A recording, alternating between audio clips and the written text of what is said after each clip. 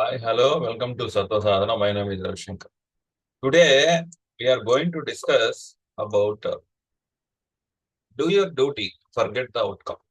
The Krishna wisdom for modern chaos. So, a guy named Aman, staring at phone in disbelief, rejected job application again and again. Let me tell about you, Aman. He is a talented, hardworking, humble, and complete burnout. He just got another rejection email from job he really wanted. He had done everything right. Updated his resume, perfected his LinkedIn, did mock interviews on YouTube, but still no offer. He looked up at the ceiling fan and sighed. What's the point of trying if it never works out? And just like that, Aman was on verge of giving up. Now imagine Krishna sitting across from Aman, sipping a chai and smiling gently.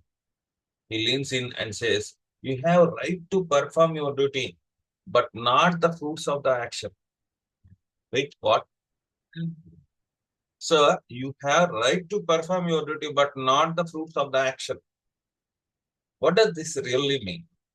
Krishna advised to Arjuna and to all of us is revolutionary, especially in the world obsessed with outcomes like likes, promotions, what's next. He's basically saying, do your best, show up fully, but don't cling to the results like a toddler clings to candy. The result is not yours, the action is. Imagine planting a mango tree. You watered it, give it sunlight, protect it from goats, but whether it bears fruits or not entirely in your hands. Weather, timing, nature all play a part. So Krishna says, focus on watering, not on the mangoes. Let's be honest. We are addicted to the results. We want Instagram likes right after the posting, six-pack ABS after 3 planks, enlightenment after one meditation session. Yeah. And what we don't get, what we expected, we spiral. We say, why, brother? What happened? We lose our drive, or worse, we gave up on ourselves.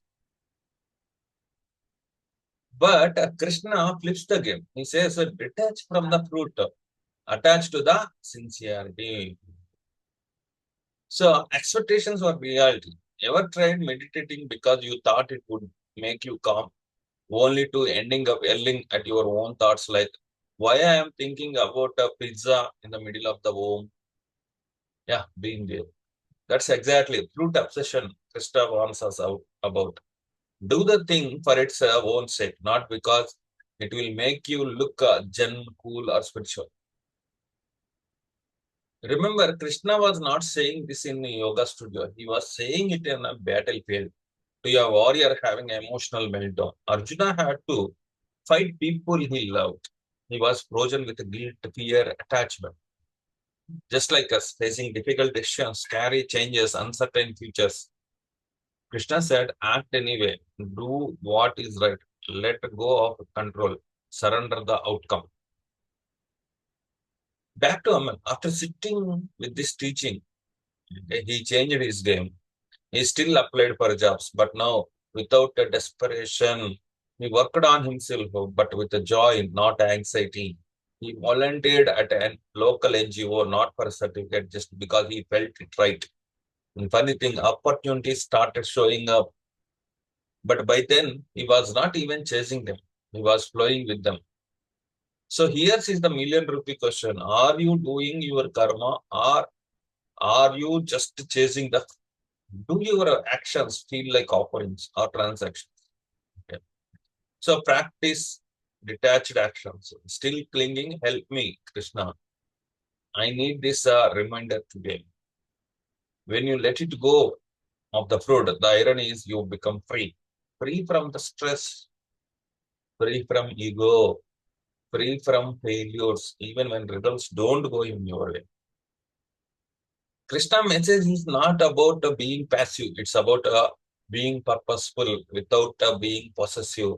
So next time you are not about to quit or raise the text the universe. Remember, You water the seed, life grows the tree. Do your karma, let go the fruit.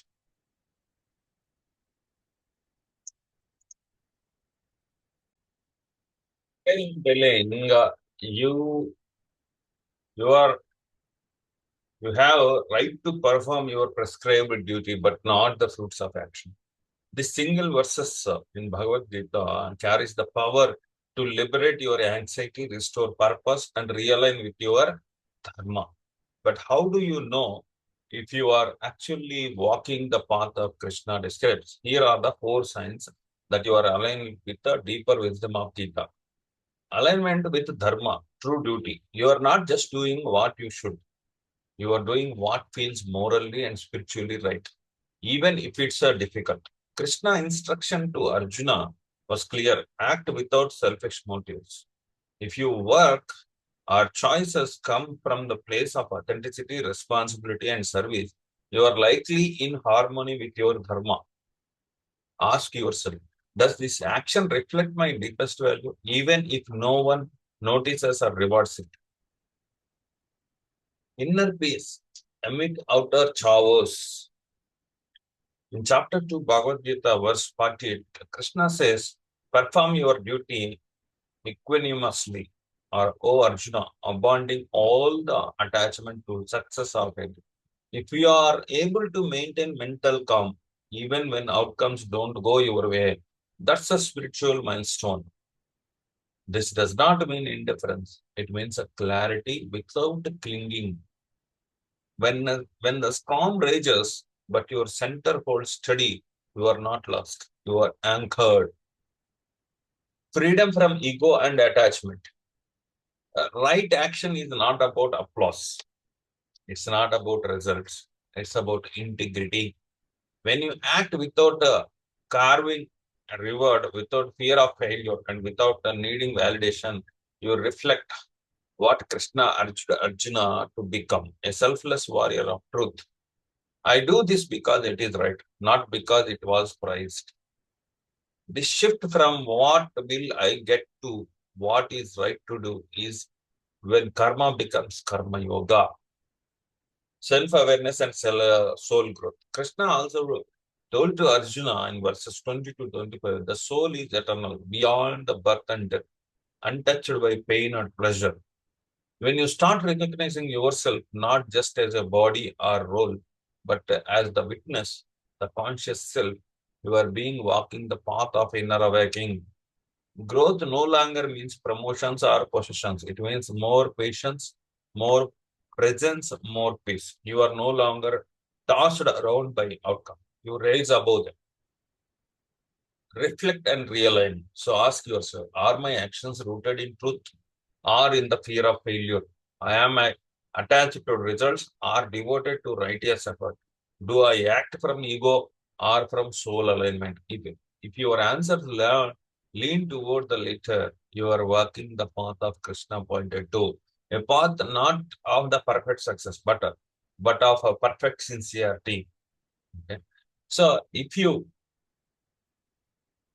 gone through this, okay, if you got enlightenment, please like, share, or forward this to someone who needs a little Gita powered clarity today. Because sometimes ancient wisdom is most revolutionary thing in the modern world. Okay. So hope you understood what I tell you. So like, share, and comment.